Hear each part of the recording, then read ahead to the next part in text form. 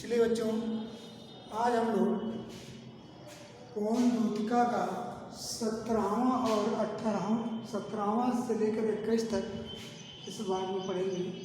17वां हम देखते हैं। 17वां पद है, जो कोई भी इस सदन में चित्र उद्यान का हो। जो कोई भी इस सदन में चित्र उद्यान का हो और प्राणी विपुल उसमें घूमते बावले से, तो जाके सन्निकट उसके और हिला के उसे भी, उस चित्र को भी देवात्मा को सुरति ब्रज के व्याकुलों की कराना।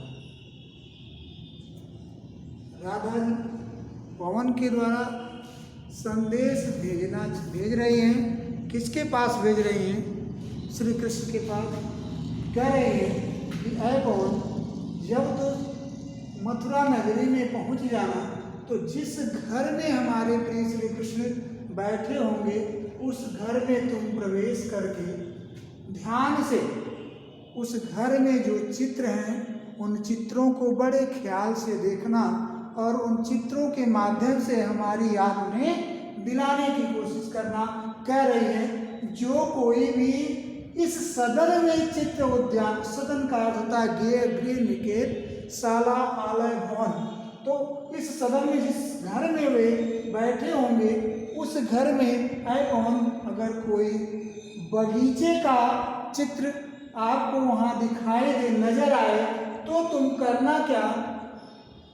और प्राणी विपिन उसमें घूमते बावले से, उस चित्र में ऐसा भी तुमको नजर आए, उसमें प्राणी, चाहे मनुष्य हो, पक्षी हो, जो भी प्राणी हो, इधर से उधर उस चित्र में ऐसा दिखाई दे रहा हो कि वो घूमते हुए नजर आ रहे हो, तो उसी चित्र को तो जाके सन्निकट उसके और हिला के उसे भी, तो उस चित्र को पास में, उस चित्र के तुम जाना और पास में जाकर के धीरे धीरे धीरे धीरे उस फोटो या चित्र को तुम बड़े प्रेम के साथ हिलाना। इस प्रकार उस चित्र को हिलाओगे तुम, तो उनका ध्यान उस चित्र की तरफ होगा।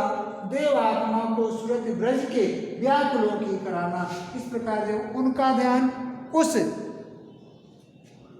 प्राणियों से युक्त, व्याकुल प्राणियों से युक्त उद्यान वाले चित्र पर उनका ध्यान जब जाएगा, तो हमारे देवात्मा अर्थात प्रिय श्री कृष्ण को ब्रज के व्याकुल लोगों की, सुरत का अर्थ होता है याद, आ जाएगी, अर्थात हम लोगों का ख्याल उन्हें आ जाएगा। इस प्रकार इसमें आपने देखा कि राधा पवन से करें कि इस चित्र के माध्यम से ब्रज के लोगों की याद उन्हें दिलाने की तुम कोशिश करना। आगे कहते हैं, कोई प्यारा कुसुम कुमला गे हमें जो पड़ा। ऐ पवन, अगर तुमको उस सदन में, उस घर में कोई कुमलाया हुआ प्यारा सा फूल पड़ा हो, कैसा फूल? कुसुम का अर्थ होता है पुष्प फूल। कुमलाया हुआ कोई प्यारा फूल पड़ा हो उस घर में, तो क्या करना? तो प्यारे के चरण कल्ला डाल देना उसी को। तो तुम क्या करना? उसी कुमलाए हुए फूल को उड़ा कर ले आना और हमारे प्रिय श्री कृष्ण के चरणों पर उसे डाल देना या गिरा देना। जब वो अपने चरणों पर उस कुमलाए हुए या मुरझाए हुए पुष्प को देखेंगे, तो क्या उनको आभास होगा? उसका वर्णन करते हुए कह रहे हैं, यूं देना ऐ कौन बतला फूल सी एक वाला। इस प्रकार ऐ कौन, तुम हमारे प्रिय को इस बात का ख्याल दिला देना कि इसी कुमलाए हुए पुष्प की तरह, फूल सी, इसी कुमलाए हुए पुष्प की तरह एक बाला, अर्थात राधा जो है वह मलिन पड़ी हुई है, वह आपके कमल चरणों को चूमना चाह रही है। जैसे यह पुष्प आपके चरणों पर बार बार गिर रहा है, उसी के माध्यम से उनको इस बात का ख्याल आ जाएगा कि इसी तरह राधा जी जो कुमला मुरझा गई हैं आपके वियोग में, वह आपके कमल पग को, कमल चरणों को चूमना चाह रही हैं, स्पर्श करना चाह रहे हैं। इस प्रकार हमारी पीड़ा का ख्याल उन्हें हो जाएगा, हमारी याद उन्हें आ जाएगी। तो आप देख रहे हैं इसमें इनकी भाषा जो है, अयोध्या सिंह उपाध्याय और नाम हरिऔध जिनका है, इनकी भाषा आपने देखा कि खड़ी बोली है और यह प्रिय प्रवास से लिया गया है, जो खड़ी बोली का पहला महाकाव्य है। खड़ी बोली का पहला महाकाव्य प्रिय प्रवास है, उसी से यह पवन दूतिका ली गई है। ये बार बार पूछता है। दूसरा बात, इसमें किस छंद का प्रयोग किया गया है, तो हमने इसका भी वीडियो डाल दिया है। मंदा क्रांता छंद है। कौन सा छंद है? मंदा क्रांता छंद है। कौन सा रस इसमें होगा? तो राधा यहाँ परेशान है, श्री कृष्ण के पास संदेश भेज रहे हैं, यानी श्री कृष्ण कहीं और है, राधा कहीं और है। नायक अलग हो, नायिका अलग हो, एक दूसरे के लिए कोई परेशान हो, तो वहाँ क्या होगा? वियोग श्रृंगार रस होगा, या जिसे हम विप्रलंब श्रृंगार कहते हैं। तो वियोग श्रृंगार रस इसमें होगा। भाषा हो गई खड़ी बोली। आपका वो अलंकार जो होगा, सबसे पहले तो मानवीकरण अलंकार होगा। दूसरी बात देख लीजिए, उपमा अलंकार होगा यहाँ कि कहाँ होगा? फूल से एक बाला, यानी इस बाला की तुलना पुष्प से कर दी गई है। फूल से एक बाला उपमा अलंकार होगा। साथ साथ अनुप्रास भी होगा और मानवीकरण का भी प्रयोग किया गया। तो रस हो गया आपका, वियोग श्रृंगार, छंद हो गया मंदा क्रांता, भाषा हो गई खड़ी बोली, अलंकार हो गया उपमा, कमल पद, रूपक, उपमा रूपक, और मानवीकरण का प्रयोग अनुप्रास भी है, कुमला कुसुम। तो इस तरह से आपका ये आगे हम देखते हैं। 18 हो गया आपका। 19वां है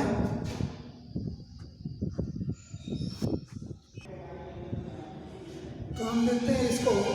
आपका 19वां है, जो प्यारे मंजू उपवन या वाटिका में खड़े हैं, प्यारे कौन वहाँ तुम जाना तो देखना हमारे प्रिय श्री कृष्ण, हमारे जो प्यारे, हमारे प्यारे श्री कृष्ण किसी मंजू का अर्थ होता है सुंदर, मंजू का अर्थ होता है सुंदर, किसी सुंदर उपवन में खड़े हों अथवा किसी सुंदर बगीचे में खड़े हों, ऐसा नजर आए, किसी उपवन या बगीचे में खड़े हुए दिखाई दें, तो तुम क्या करना?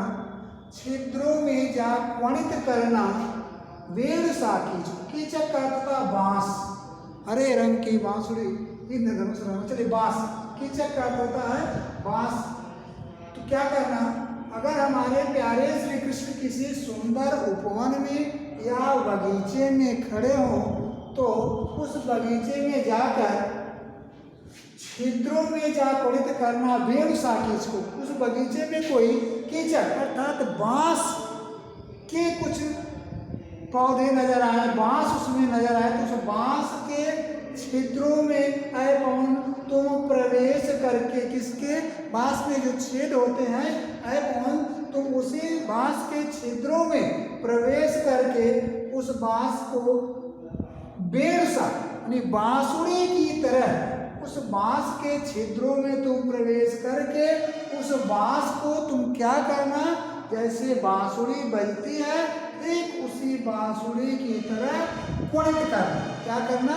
उस बांस के छिद्रों में प्रवेश करके उसको बांसुरी की तरह तुम बजाना। कहाँ बजाना? हमारे प्रिय श्री कृष्ण अगर किसी सुंदर बगीचे में या उपवन में खड़े हों, तो उस उपवन में कहीं बांस तुमको नजर आए, तो उस बांस के छिद्रों में प्रवेश करना और प्रवेश करके उस बांस को बांसुरी की तरह, श्री कृष्ण की बंसी की तरह क्या करना? बजाना। क्यों बंसी की तरह उसको बजाना? इसलिए क्योंकि यो होएगी सूरत उनको सर्व गोपांगना की, जो है बंसी श्रवण रुच से दीर्घ उत्कंठ, उत्कंठा दीर्घ उत्कंठ क्या है? इस प्रकार उनको इस ब्रज की गोपियों की याद आएगी। किस ब्रज के गोपियों की?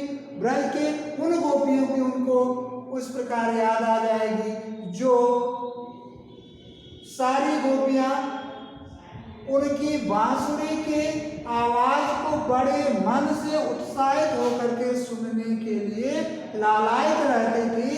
उन ब्रज के गोपियों की याद उस बांसुरी में प्रवेश करके उस बांसुर को बांसुरी की तरह जब तुम बजाओगी तो उस आवाज के माध्यम से हमारे प्यारे श्री कृष्ण को ब्रज की उन सारी गोपियों की याद, श्रुत का अर्थ होता है याद, उन सारी गोपियों की याद आ जाएगी जो गोपियां श्री कृष्ण के बांसुरी की आवाज को सुनने के लिए बहुत ही उत्साहित रहती थी, लालायित रहती थी। उन गोपियों की याद उस बांस में प्रवेश करके जब तुम उसे बांसुरी की तरह बजाओगी तो उसके माध्यम से ब्रज की उन गोपियों की याद में आ जाएगी जो उनकी बांसुरी की आवाज को सुनने के लिए लालायित रहती थी। हमेशा कब उनकी बांसुरी की आवाज सुनाई दे, एकदम बेचारी परेशान रहती थी, उसको सुनने के लिए बहुत ही इच्छुक रहती थी। उन गोपियों की याद हमारे प्रिय श्री कृष्ण को आ जाएगी। अगला कह रहे हैं, लाके फूले कमल दल को श्याम के सामने ही। हमारे प्यारे श्री कृष्ण के सामने तुम क्या करना, कोई खिला हुआ कमल पत्र होगा तो उसे ही खिले हुए कमल पत्र को या फूल को हमारे प्यारे श्री कृष्ण के आंखों के सामने ला करके थोड़ा थोड़ा विपुल जल में व्यग्र हो डुबाना। क्या करना, उस कमल पत्र को थोड़े जल उस पानी में, उस जल में व्याकुलता के साथ धीरे धीरे उसे डुबाना, फिर निकालना, फिर डुबाना। इस प्रकार बार बार व्याकुल हो करके उस कमल पत्र को पानी में थोड़ा थोड़ा तुम क्या करना, डुबाते रहना। इस प्रकार यो देना है भगनी, भगनी का अर्थ होता है बहन, है बहन पवन। इस प्रकार तुम यह बतला देना उनको, इस बात का ख्याल करा देना उनको कि इसी अम्भोज नेत्रा माने कमल जैसे नेत्रों वाली, इसी कमल पत्र के कमल पुरुष की जैसे नेत्रों वाली या ऐसे ही कमल जैसे नेत्रों वाली राधा जी अपनी आंखों को आपके विरह में, अपनी आंखों को आंसुओं में बार बार क्या करते हैं, आपके विरह में इतना आंसू आते हैं कि उनकी आंखें हमेशा आंसुओं में ऐसे ही डूबती रहती हैं। कैसे ही डूबती रहती हैं, जैसे एक कमल दल थोड़ा थोड़ा जल में क्या हो रहा है, व्याकुल हो करके डूब रहा है। ठीक आपके वियोग में इसी कमल के पत्ते की तरह, इसी कमल के पुष्प की तरह राधा जी की आंखें आंसुओं में व्याकुल हो करके डूबती रहती हैं। हमेशा उनकी आंखों में आपके वियोग में आंसू आते रहते हैं। इस प्रकार हमारी व्याकुलता का ख्याल उस कमल पत्र या कमल पुष्प के माध्यम से उन्हें हो जाएगा, हमारी याद उनको आ जाएगी। अगले में हम देखते हैं, आप देखेंगे कि इसमें भी क्या है, इसमें भी आपकी भाषा वही रहेगी, भाषा में कोई परिवर्तन नहीं करना पड़ेगा, यानी भाषा खड़ी बोली होगी। रस वियोग श्रृंगार होगा, वेणुसा बताना नहीं है, उपमा अलंकार है इसमें। वेणुसा किसको, गुस्सा आ गया, उपमा अलंकार है। रस वियोग श्रृंगार, छंद मंदाक्रांता, भाषा खड़ी बोली और अलंकार जो है आपका उपमा अलंकार है। काव्य सौंदर्य में ये 4 आवश्यक है जो आप जरूर लिखेंगे। अगला है आपका, हम देखते हैं वो 19 हो गया, आपका 20 हो गया और 21वां है आपका धीरे लाना वहन करके नीप का पुष्प कोई। नीप का अर्थ होता है धीरे लाना वहन करके नीप का पुष्प कोई। किसका पुष्प, नीप का। नीप का अर्थ होता है कदम, क्या होता है, कदम का पुष्प। यानी ऐ प्यारी मोहन तुम क्या करना, अपने साथ उड़ा करके या धो करके ऐसे पुष्प, ऐसे कदम के फूल को वहाँ ले आना। कहाँ ले आना, हमारे प्यारे श्री कृष्ण जहाँ होंगे उन्हीं के पास कोई कदम का पुष्प अगर तुम्हें मिले तो उसे वहन करके अर्थात ढो करके, नीप का अर्थ क्या होता है? नीप का अर्थ होता है कदम। अगर कदम का कोई फूल तुम्हें मिल जाए तो क्या करना? उसे कदम के पुष्प को, उसे कदम के फूल को अपने साथ वहन करके अर्थात ढो करके, जिसे हम कहते हैं उड़ा करके ले आना। और प्यारे श्री कृष्ण के चपल वृक्ष, चपल का अर्थ होता है चंचल, दृग माने जानते हैं चक्षु, लोचन, नेत्र, आंख, अक्षरे। तो उसी कदम के पुष्प को अपने साथ ढो करके या उड़ा करके तुम ले आना और हमारे प्यारे श्री कृष्ण के चंचल नेत्रों के सामने ही, उनके आंखों के समक्ष सामने ही उस कदम के पुष्प को डाल देना अर्थात गिरा देना। इस प्रकार ऐ कौन ऐसे देना प्रकट दिखला नित्य आशंकिता। आशंकिता माने होता है डरी डरी से, नित्य माने रोज, किसी कदम के पुष्प की तरह रोज डरी डरी से आपकी राधिका हमेशा इसी कदम की तरह, पुष्प की तरह आशंकित होती रहती, डरी डरी सी हमेशा रहती है। कैसी होती विरह बस में नित्य रोमांचिता हो। और फिर कभी कभी इसी पुष्प की तरह रोज रोज पुनर्मिलन की कामना से कि हाँ फिर से हमारे प्रिय की हमारी मुलाकात हो जाएगी, ऐसी कामना से, ऐसी इच्छा से वह इसी पुष्प की तरह रोमांचित होती रहती है। क्या होती रहती है? रोमांचित होती रहती है। इस प्रकार हमारी याद उन्हें दिला देना। आगे कहती है राधिका जी कौन से कि बैठे नीचे जिस विटप के, विटप का अर्थ होता है वृक्ष या पेड़। क्या होता है? वृक्ष या पेड़। बैठे नीचे जिस विटप के श्याम हुए उसी का, किस वृक्ष का, किस पेड़ का? उस पेड़ का, जिस पेड़ के नीचे, जिस वृक्ष के नीचे हमारे प्रिय श्री कृष्ण बैठे हों, उसी वृक्ष का कोई पत्ता निकट उनके नेत्र के ले लेना। उसी वृक्ष का कोई पत्ता अपने आवेश में ले लेना और उसे उनकी आंखों के सामने इस प्रकार धीरे धीरे क्या करना? हिलाना। किसका हिलाना? उसी वृक्ष के पत्ते को हमारे प्रिय श्री कृष्ण के सामने, आंखों के सामने धीरे धीरे हिलाना। यूं प्यारे को विदित करना, याद दिला देना, विदित करना, याद दिला देना। और बड़े चालाकी से इस प्रकार हमारे श्री कृष्ण को इस बात की याद दिलाना कि मेरे चिंता विजित चित्त का क्लांत हो कांप जाना। कि आपकी राधा जिसको चिंता ने बिल्कुल जीत लिया था, जो हमेशा चिंतित हो करके दुखी रहते हैं, वह इतना चिंतित है कि आपके वियोग में इतना उसको चिंता ने घेर लिया है, चिंता ने उनके हृदय पर विजय प्राप्त कर ली है कि वो कांप से जाते हैं, दुखी होकर के हमेशा कांपती रहती हैं। इस प्रकार उन्हें हमारी याद आ जाएगी कैसे आपकी राधा कितना दुखी हो रही है, कितना चिंतित हो करके, दुखी हो करके वो कांप रही है। उस पत्ते के हिलने से इस बात का आभास उनको हो जाएगा, हमारी याद में आ जाएगी। तो यहाँ आपने देखा नीप का अर्थ क्या होता है? नीप का अर्थ होता है कदम। बाकी इधर तो देख ही रहे हैं, यहाँ भी आपकी भाषा वही है, उसमें कोई परिवर्तन नहीं होगा, भाषा खड़ी बोली। छंद मंदाक्रांता छंद है, रस वियोग श्रृंगार रस है, वियोग श्रृंगार रस है। छंद मंदाक्रांता, रस वियोग श्रृंगार रस। अलंकार आप देख लीजिए, निकट चिंता विजित। अलंकार आप अनुप्रास डाल सकते हैं। कौन सा अलंकार डाल सकते हैं इसमें? अनुप्रास अलंकार का भी प्रयोग कर सकते हैं। वियोग श्रृंगार रस है, साथ साथ उपमा का भी प्रयोग कर सकते हैं। अनुप्रास चलिएगा। चलिए अगला हम देखते हैं। अगला है आपका